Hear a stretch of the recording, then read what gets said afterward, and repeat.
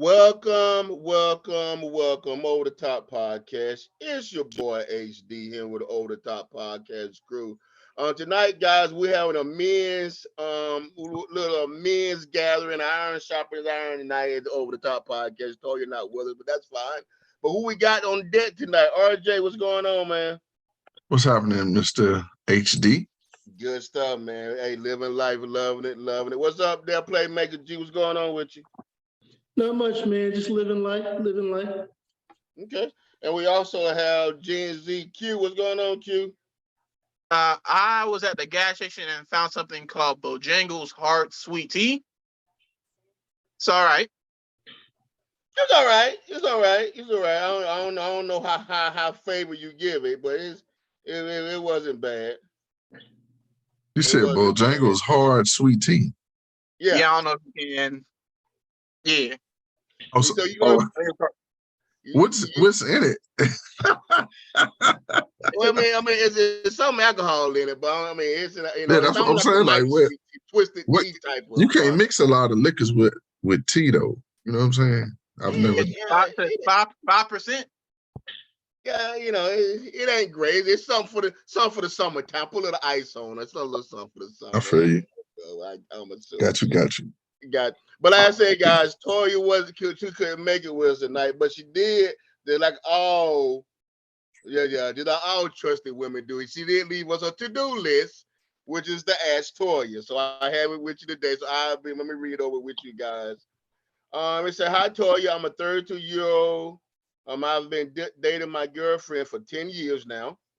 We met in college and we're the same age. She's a doctor and I'm a lawyer. We're both ready to get married, and I actually plan to propose to her in the near future. Do you think it's inappropriate for me to ask her to move in with me before asking her hand in marriage? I've had overnight stays and trips, but never really long enough to get on one another's nerves to see how we survive. I love her and I want to marry her. I just want to make sure that this is the slow forever you talk about. Mr. Really want to work. All right, fellas. Let's go ahead and tap that. RJ, you go ahead, sir. You start your thought.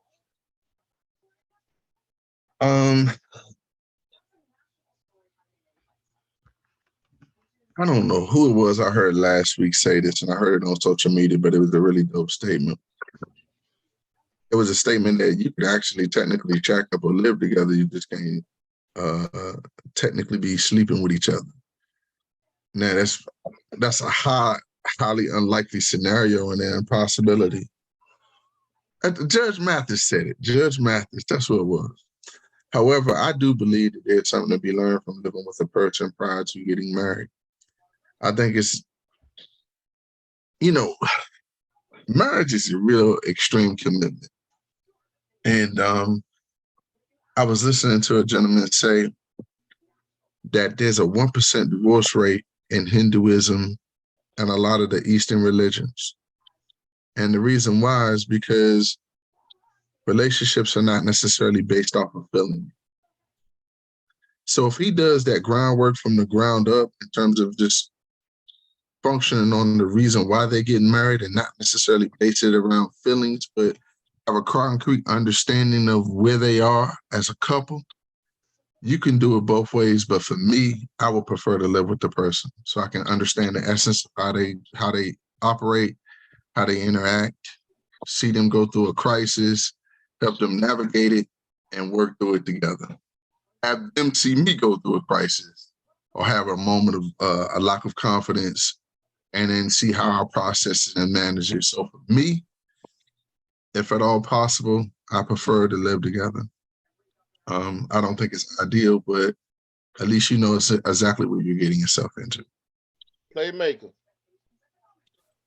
Yeah, so I thought about this a little bit. The first thing that comes to my mind is that this is a good opportunity for them to have a conversation.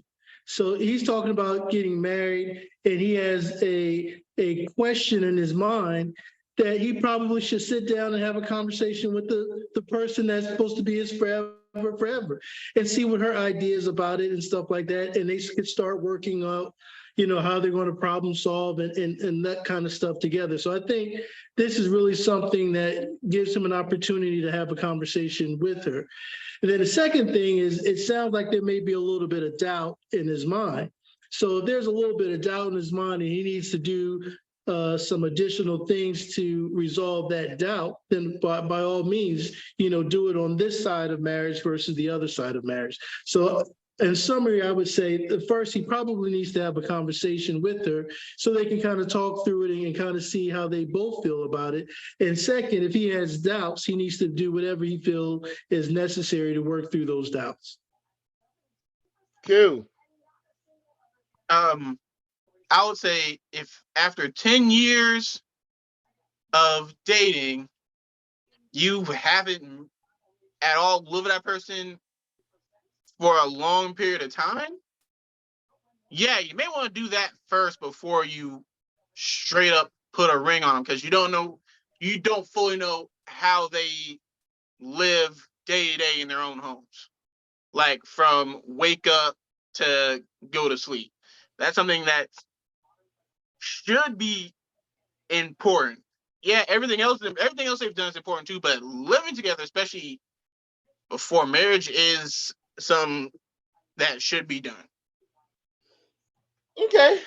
So I can't be a hypocrite and tell nobody that you can't live with your mate before marriage, because I lived with my wife 3 years prior to us getting married, and we were married going on 24 years now. So I can't be a hypocrite and say you need to live with each other. But I don't think that's the case. I think and Quinn hit on the head. You guys been dating for 10 years. If you ain't know nobody in 10 years, you don't knew them, they done changed, y'all done switched, y'all done went through, it's 10 years from now. I don't, so yeah, living together will give you opportunity to really get to know that person's ins and outs, quirks. But I think, if you guys been dating 10 years from now, it's something else is the undercurrent. Why have it? I have a couple of one main question. Why haven't you got married yet? You've been knowing each other 10 years. I remember when it was 3 years, and this was when me and my wife kind of first met. So that was a different scenario. You've been knowing each other over 10 years. So why haven't nobody pulled the trigger yet?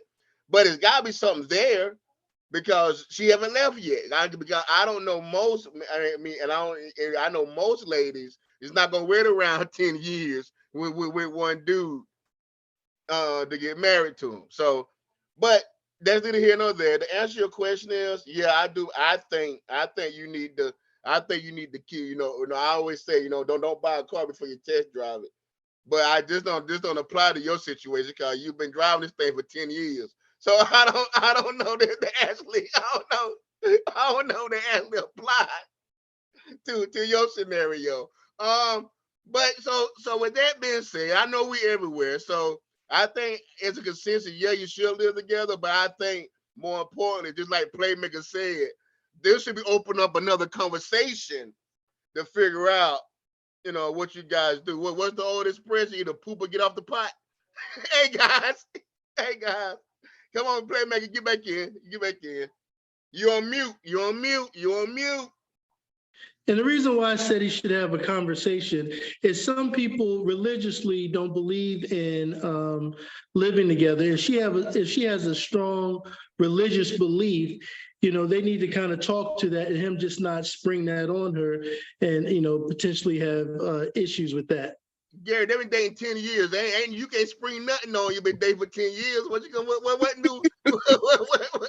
I think they should also. I think honestly, one of the things that really they've gone through the courting process because they've been together for 10 years. Yeah. There's another aspect of this that I really think that Gary has touched on, how come people are not necessarily going to couple counseling prior to getting married?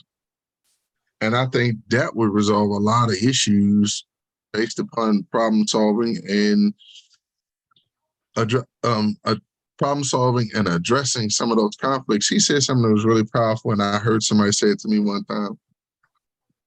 He said a lot of times when people get married, they never really have hard conversations about how they want to discipline their children, how they want to manage their money, how they want to do certain things prior to getting married.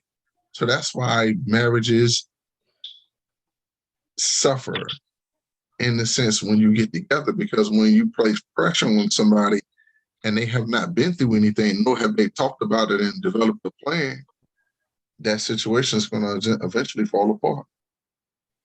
Yeah, well, when I look at it, Ron, he was kind of breaking this down a little bit further. We're gonna jump off a little bit, but she's a doctor and he's a lawyer, so both of them seem like they're well off. Both of them seem like they have goals and aspirations. Both of them seem they have the stuff together. So there is something there that's kind of holding her back from taking that next step. And we don't. And like I said, it may be a counseling situation that you may have to go to. It may be unpack. It may be something that happened in the past that she can't unpack to get her over the hump. I mean, serious. I know we joked around 10 years recorded, but serious on our seriousness, it may be something underneath that she haven't unpacked it yet.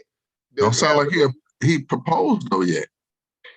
You know what I'm saying? He didn't say they have it. I don't know. 32? Yeah, 32. When you gonna have kids? 10 years. It's a lot. It's a lot going on there. There's a lot going on there. So, but I can't be a hypocrite and say you don't live with nobody get married because I did it. So I think it may not be the religious way, but it works for us. But hey man, anybody else have anything else you want to add to the for a week? I mean, Q, you got any thoughts on it? Nah, should have got married first. I mean, should have started living together first. Yeah, marriage counseling is important though, especially before you get married, or for couples in general, especially after 10 years. Yeah, okay. Well, that's the Ask Tory. Hey guys, I mean, I hope that everything works out well for you guys. And we definitely will continue to, just gotta go to counseling and see what's going on. And hopefully that will work out and you get what you're looking for. But that's our Ask Toya.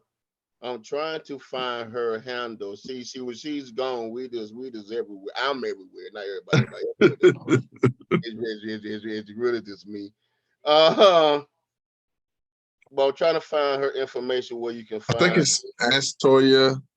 I think it is Ask Toya. Toya, on Facebook, TikTok. I don't know what it is on us. I think it's an Instagram as well. So if you want to look her up, look up Ask Toya. Then also she has a Gmail account, but I don't know the handle for the Gmail account. I'm trying. And I don't want to give out her government name. So no, we definitely want to do that. But let me see. Can I put my hands on? You think we'll remember to do that first? We should. We should have it. Is this lawyer's not here? We get unprofessional. User error. One second, guys. Q is on my man. That's what I'm talking about, Q. Do you want to come back to it? Yeah, it's in the group text. It's in the group text. But yeah, hey, continue to send the Ask Toys. I do apologize. I had it in there, but I don't have it now in front of me. I do apologize, guys. Like I say, man, beside, every time a good woman join the team, we find out that she's irreplaceable, but we just everywhere. But that's our Ask Toya for the night, guys. I say Ask Toya is on, I think it's a Gmail. You got her also on TikTok. But we will continue the show. Good Ask Toyas, please keep them coming. We'll definitely find that for you as soon as we can. But we're gonna keep it moving. We're gonna talk about, see we got the fellas out tonight. We're gonna go into something that's related to us, and one thing that's prevalent in our community that's rising actually, and that is the fact of black men and suicide. So this information came from according to the Black Boys, Black Men and Suicide, presented by Dr. Patrice Douglas, he's a psychologist, and I looked at some of her work, and this is what she on some of the points that she made. In 2014, 80% of all deaths in the black community was by men. Recent research has observed that Caribbean men in the U.S. have the highest attempt rate for African American men communities. I'm gonna read that again. That was crazy.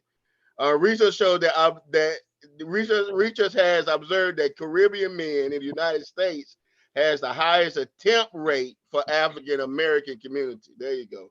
Firearms were the predominant method of suicide among African Americans, regardless of age or sex. In suicides, suffocation was the second most prevalent method. Let us jump right in, Playmaker. I'm gonna go with you with this. Why do you believe that this rate is increasing? A very interesting topic. Before I started doing this research, I didn't even realize some of these numbers. Another number I just want to throw out before I start on my response is one life is lost every 11 minutes due to suicide in this country. That's a lot of people. That's crazy. But okay, get into the question. Why do I believe this rate is increasing? Well, we've done a lot of shows about social media, and social media is back as one of the items.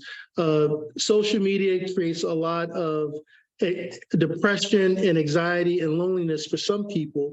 And they've done many studies on this of people trying to fit in, trying to quote unquote be like the Joneses, or think that they're not where they need to be based off what other people are doing in their timelines and feeds. So one of the reasons is social media. Another thing is a lack of insurance.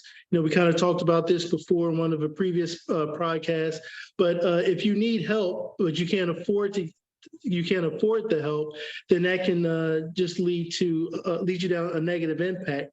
And then also, in looking at that, there's not a lot of African American psychologists. So if you do have access to insurance, you may not be able to find someone that can culturally talk to you about your experience. So it could be that could be an impact. Another thing we talked about in a previous episode is PSD and racism and discrimination. You have things when you talk about housing and redlining, you have things about profiling. All these things can lead to depression and anxiety. Homelessness was another thing that kind of comes out of that. And then an interesting one that I saw was exposure to violence. And we know that all Black people don't live in, super dangerous neighborhoods, but in comparison, we are exposed to a lot more violence, and that can lead to mental health issues, according to the National Institute of Justice. And they got two more. The next one is negative views about mental health. There was one statement which says that mental health issues are white issues and not in the Black community, which we know is not true. And then the last is lack of safe spaces. We don't have a place, but Black men haven't been given a chance to be vulnerable, heard, and understood. When we are open and honest about things, we often are penalized. Example, Ben Simmons, Paul, Pandemic, George. So it makes it hard for us to be open because we feel like we may be judged, and therefore we internalize things, and the next thing it explodes. So in summary, I'll say this, is that all of these things kind of lead up into a feeling of hopelessness.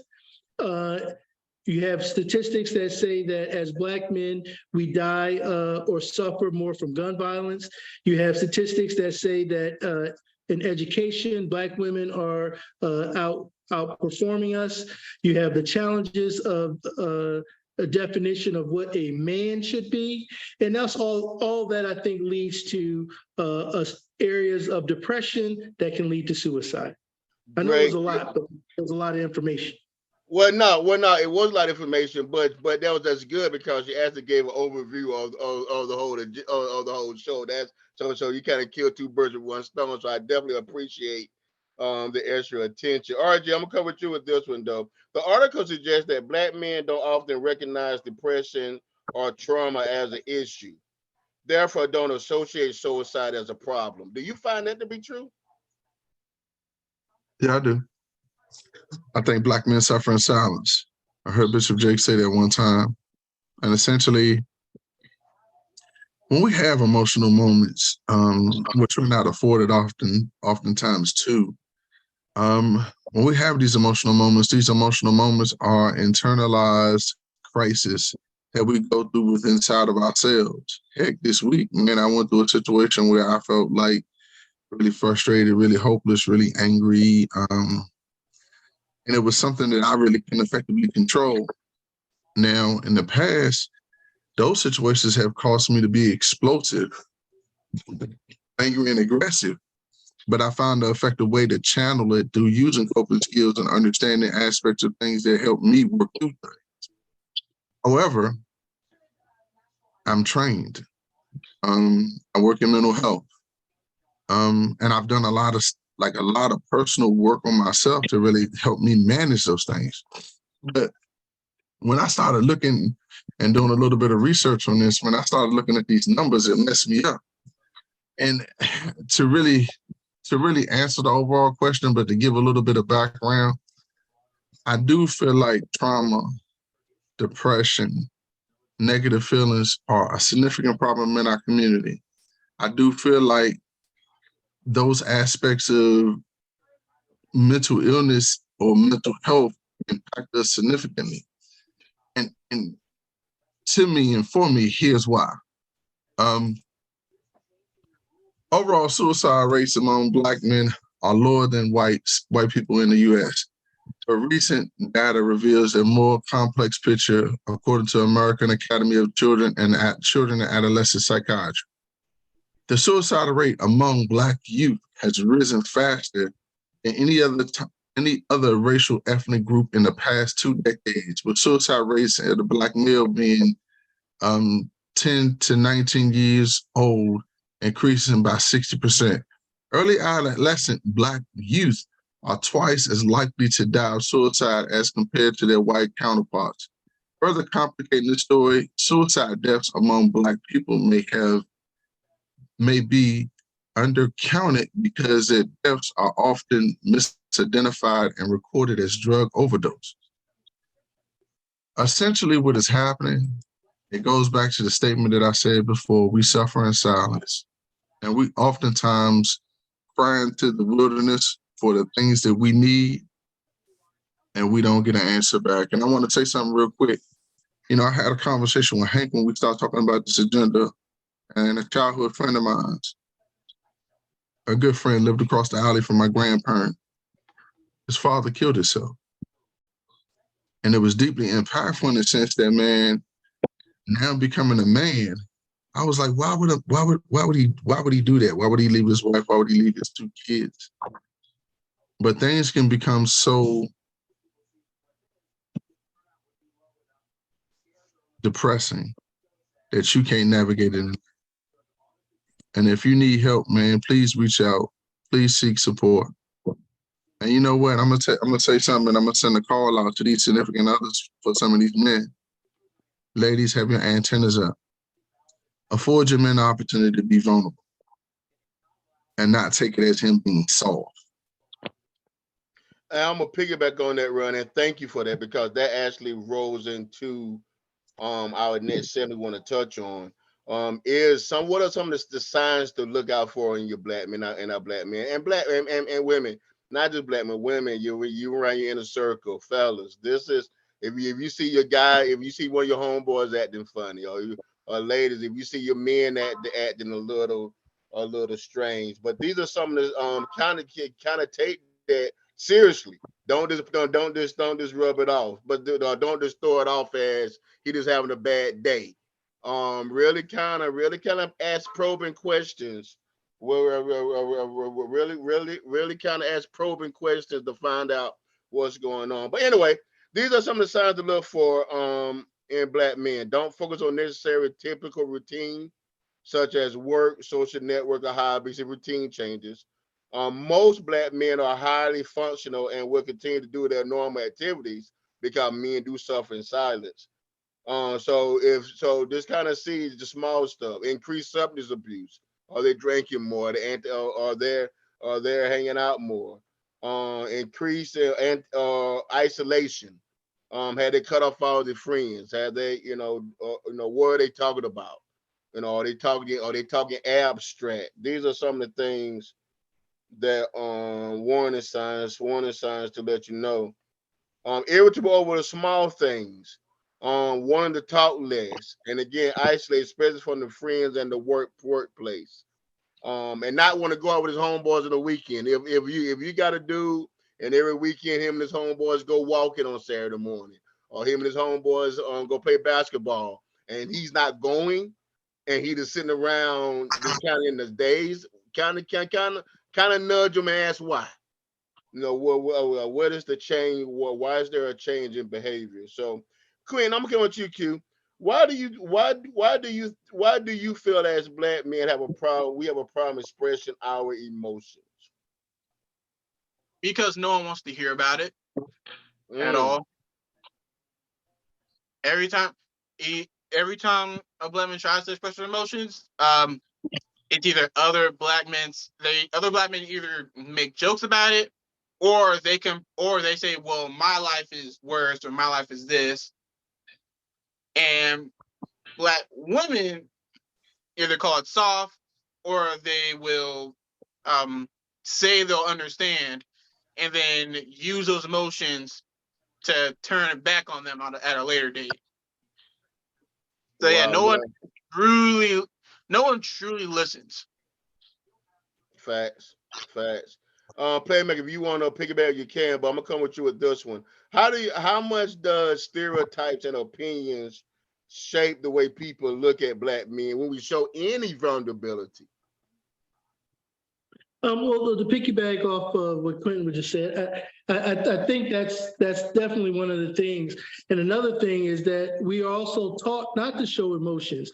If when you were little, you fell and you started crying, what's the first thing they tell you to do? They tell Get you to up. stop. Shut Yeah, that up. Shut that suck it up. up. You, Shut you that could be up. bleeding out the side of your neck, and they'd be like, "Hey, he all right," we pick him up, and that's one of the extreme examples, but that's all through the plight of a black man. Hey, you're struggling in your home life. Hey, man, you got to figure it out. You the head of the household. You the man. Yeah. Yeah. It's Yeah. a Yeah. lot of pressure that people don't realize that they put on the man. And to what Quentin was saying, if you say, "Hey, this is too much for me," they'd be like, "Oh, he's soft. He's we, soft. we, we can't deal with that kind of man." So it's a double-edged sword that if you're taught not to show emotions, but if you do show emotions, you get smacked in the head for being for showing your emotion. Sorry about that. I wanted to jump on that. But then you said the stereotypes. Can you repeat the question? Yeah. How much does stereotypes and opinions shape the way people look at black men? I mean, I think you touched on it when we show any vulnerability. I think you did touch on it. Yeah, and I'll just add just a few more things to that. Is one of the things that we don't have is a safe place where we can be vulnerable because of those stereotypes. Because we got to be strong. Because we got to be solving all of the problems. It's funny because we said this very similar thing about black women are called to be strong, but when a black woman needs help, she comes to the man, and when a man needs help, who does he go to? And so I think it's important that we have these safe spaces for each other to kind of iron sharpens iron, and to be vulnerable with one another and be like, hey man, I am struggling, help me out. Sometimes it's not even to provide help, but it's just to be someone to listen to and to vent to as you're going through these different situations. Hey, RJ, I'm gonna drop out script on it, but I do want to ask you. I know you can kind of see where I'm going. You're a professional. As we raise our children, and we're not just our men, as we deal with men, how can we thread that fine line? Cause Gary mentioned it just now. As we're growing up, if you fall the script of knee or you fall, get up, and it's not no baby, and it's not toughen it up. How do we find that fine line of still maintaining a certain tough masculine toughness, but still able to express yourself in the more detail? How do we get our, especially our men, to get in that groove? Can we get in that groove? Hold on one second.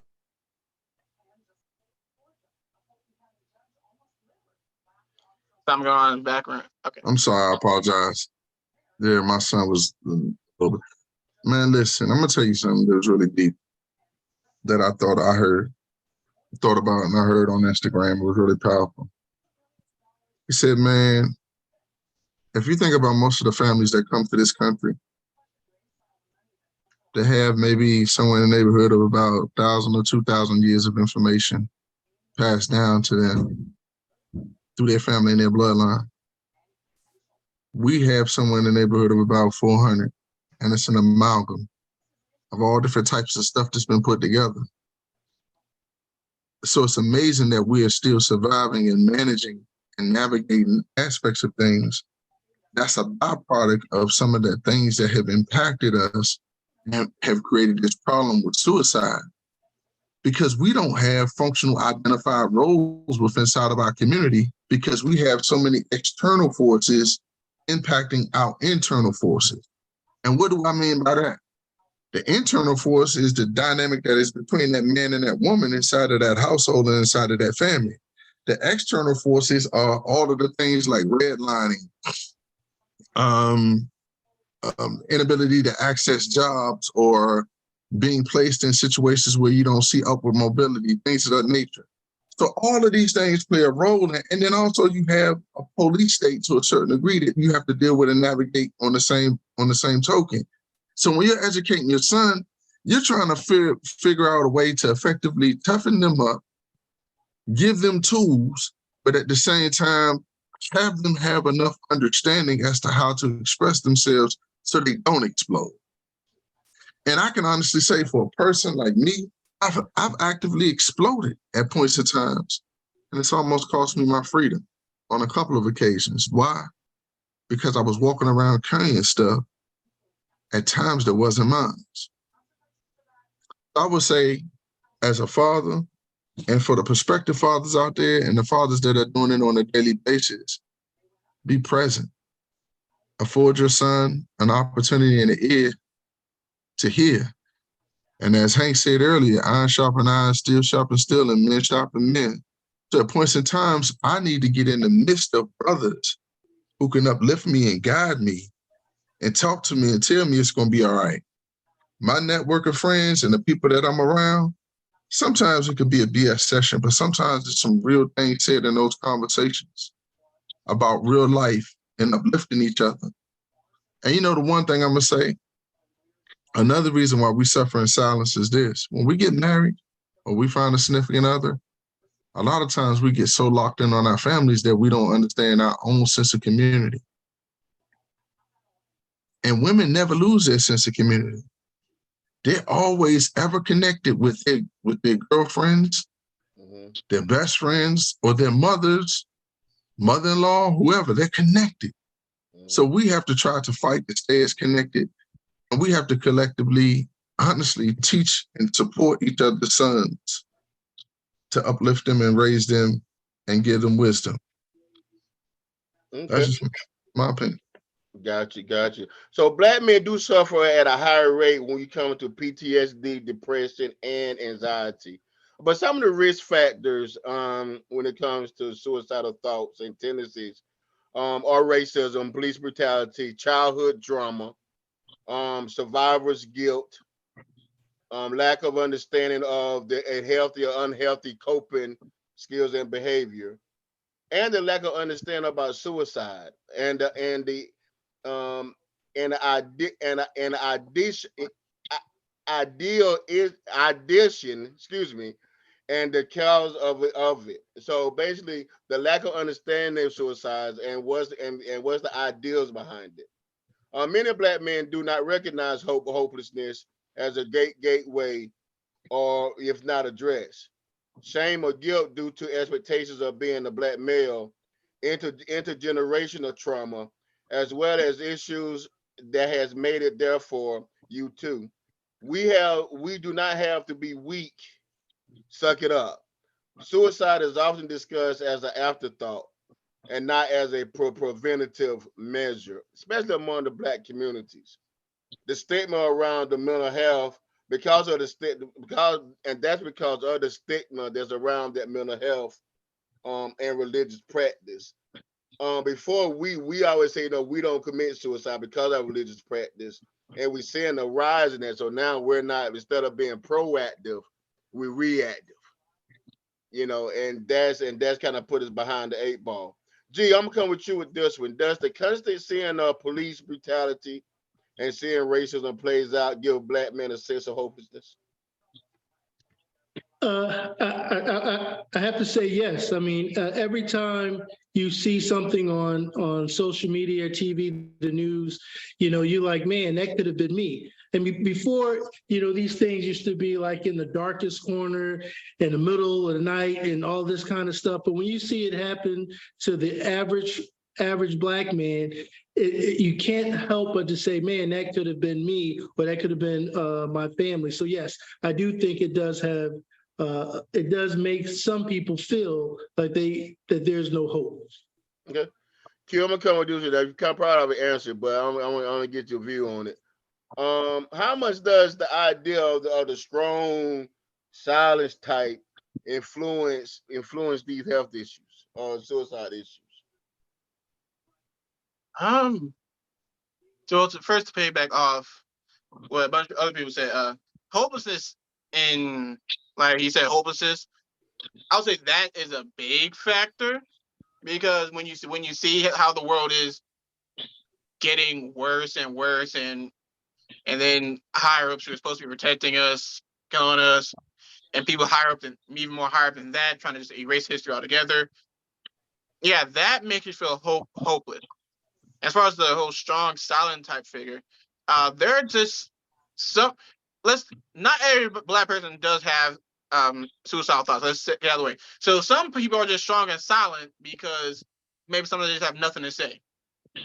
But there are some people who are strong and silent, and because they are silently, maybe that's just how they cope with what's going around them. They say, okay, I see everything going around me, but I'm just gonna stay into myself. So yeah, that's strong and silent, but also factor in there's some people who are just strong and silent by nature. Okay.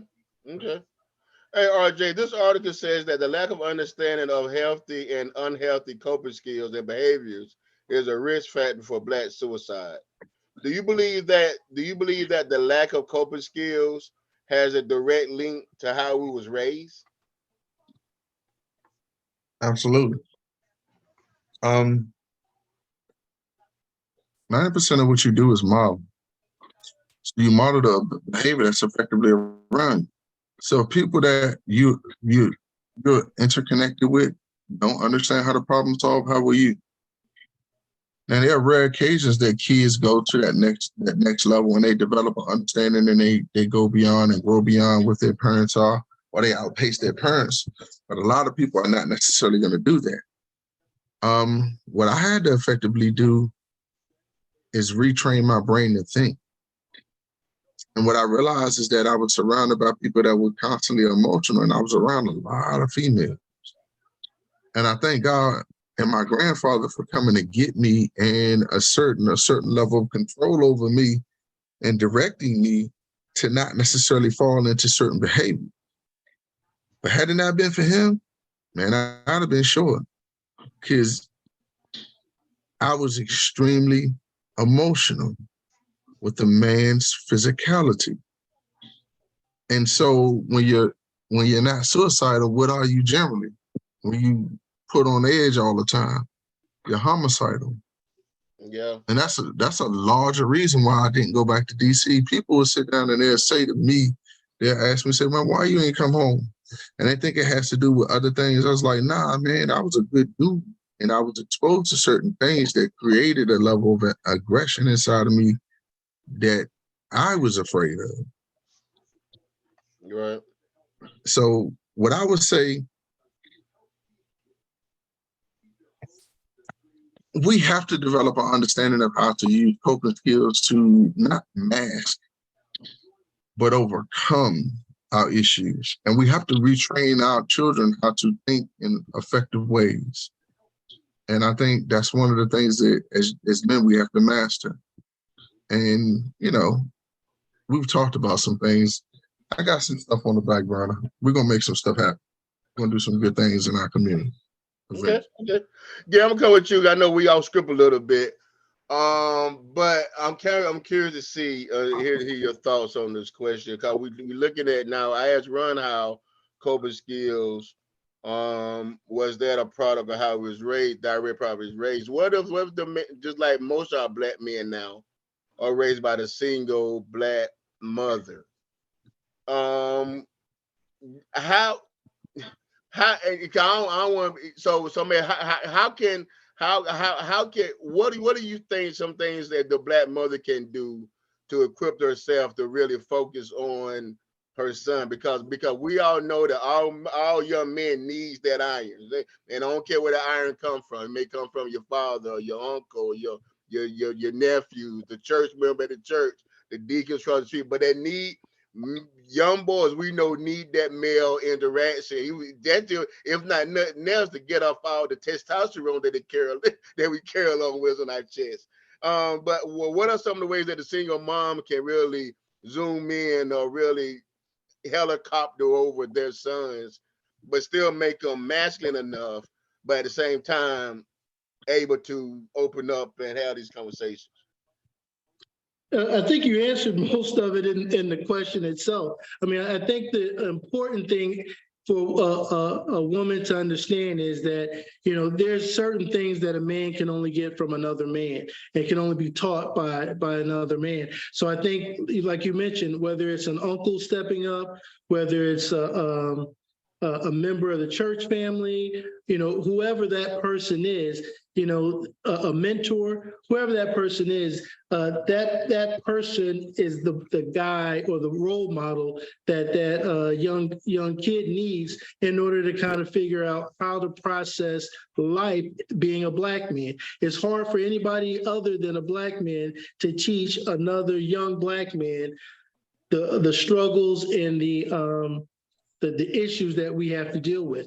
One of the things that I was looking at when I was preparing for this piece is it says that some black boys at early as the age of 6 experience racism for the first time.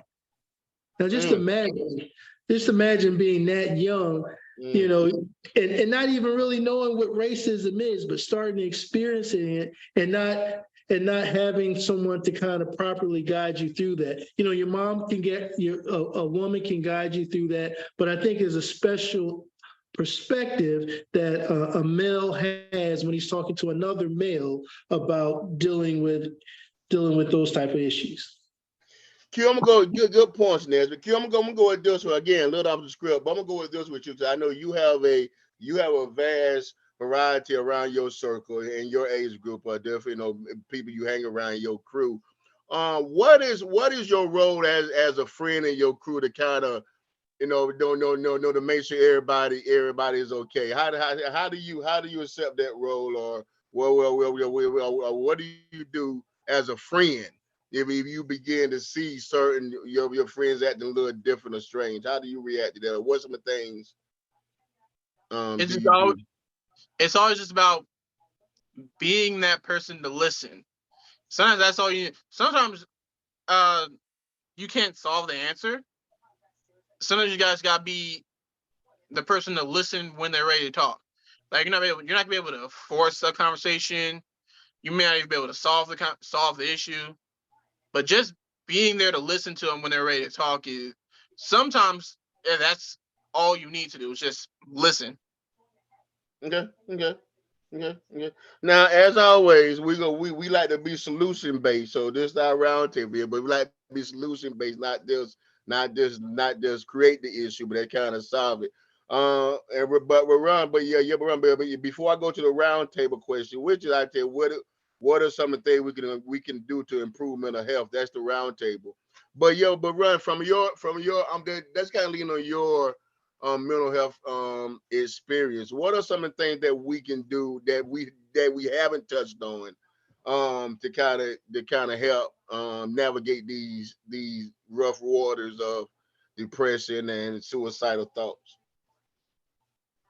I think the biggest thing for us as a community is be a community and find sounding boards to or places to go where there's safe spaces for you to effectively express yourself. Last year, I was a part of a program in Parkland High School in Winston-Salem, North Carolina, and we had this room that we would afford the kids the opportunity to come into, and we would feed them snacks sometimes. But a lot of times they came in there for the snacks, but they came in there for the conversation too and the camaraderie. And what I found is if your energy is right, you're going to attract good people and kids are going to want to be around you. And essentially, being a parent is nothing more than giving a download of information. So I have a lot of children in this community that are not necessarily mine, but I've affected their lives by giving them good information that helped them, that provided them with the understanding of what coping skills are. And I think that's the emphasis and that's the direction that we have to go in as a community. We have to be more based around each one, teach one. And we have to work on understanding those healthy coping mechanisms and realizing when there's a time when we have to respond and when there's a time when we have to walk away. That's powerful.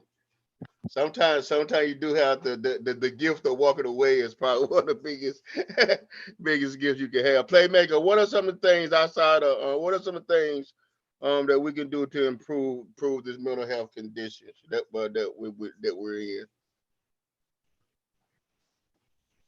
I think one of the things we kind of touched about it, and even Q mentioned it a little bit, is I think we have to create safe spaces, safe spaces for one another, whether that is having a good friend that you can kind of talk to and vent to, and as that friend having your antenna up to say, hey, this is getting outside of a safe area. Maybe you need to go talk to someone professionally. Maybe we need to go together.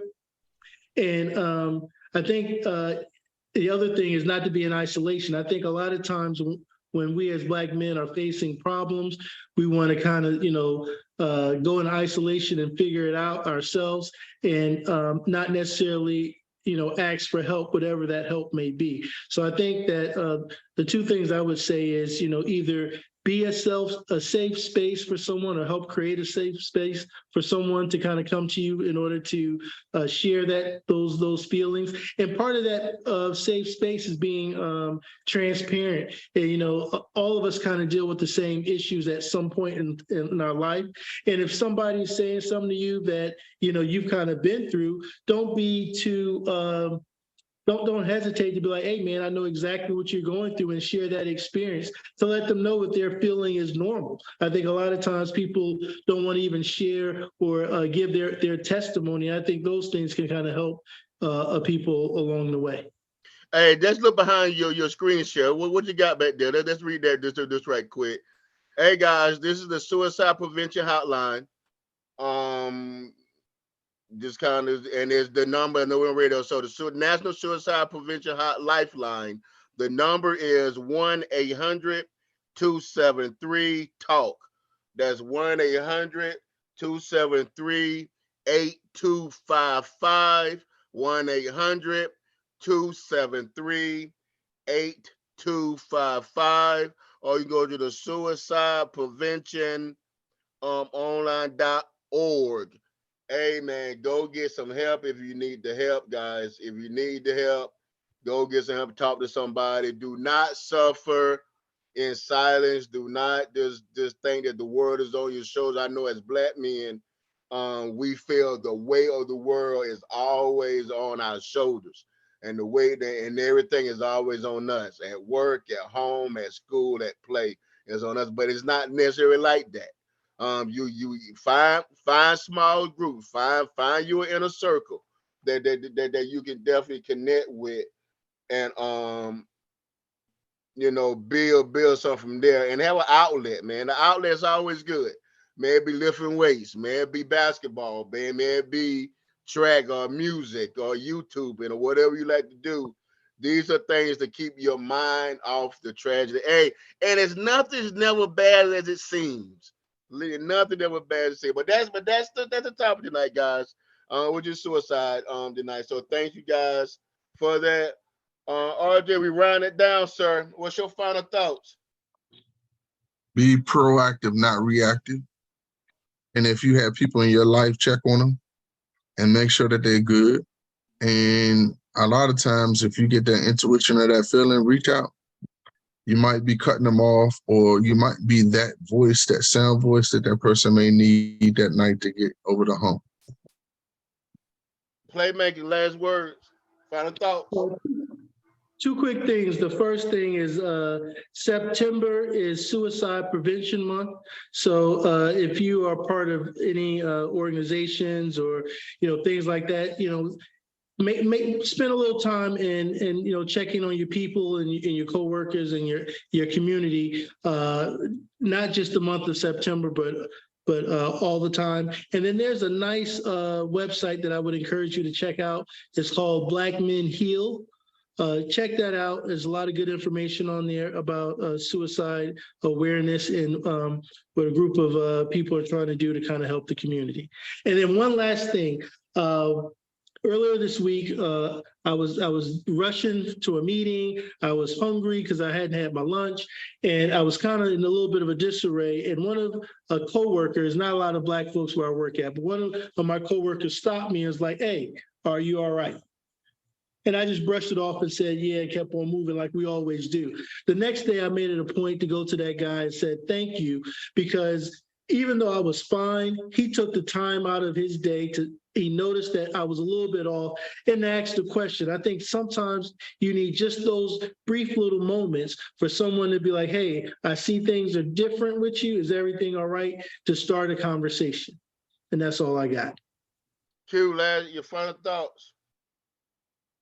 I said the same thing as Playmaker said, but also say, if you do feel sad, nothing, you try and do something and doesn't work. Sometimes just finding something new. Try do something you haven't done before. See if that makes your day better. And also, like he said, just check in on somebody. If you see something's off with somebody, you don't gotta pry. Don't do just a simple, hey, you good? That can go a long way. Yes. My final thoughts, man. So this weekend was a great weekend. I had opportunity to, and my circles are interesting. So I had opportunity to actually sing with the choir that I grew up with, and we're so and God has blessed us. So we're so in touch. So if anything we got going on, I can always reach out in that group and ask questions and then get feedback and encouragement. But that was very encouraging. But it also brings up another factor that we didn't really touch tonight. And I know everybody not faith-based, but being faith-based and grounded in the faith system gives you a little more sturdiness and foundation to deal with mental health, mental things you deal with. Some people read the Quran, some people read the Bible, some people believe, but whatever you believe in, your higher being you believe in, tap into that. And sometimes that you can kind of heal I won't say heal yourself, but it could put you in a better frame of mind than what you was before. Get you out that depressed state than what you are before. And remember, iron sharpens iron. So find you a good support system. Find your faith base. Ask questions. Oh, and by the way, if females, ladies, if your man shows a little bit of vulnerability and trusts you with certain things, don't be the one to put them on Front Street, guys. Take that seriously. Take what he's saying seriously, and definitely help him out as much as you can. And guys, before we go, I did correct. I got my correction today. I know I messed up earlier the show because I couldn't find the Ask Toya, but I did reach out to her. So listen, for the Ask Toya, send your Ask Toya to asktoya74@gmail.com. Or you can also catch her at Toya EL on TikTok. Again, it's asktoya74@gmail.com. And you can catch her on Toya EL, TOIAEL on TikTok. So that's the show, guys. And like always, man, may your next move be the game changer. Peace.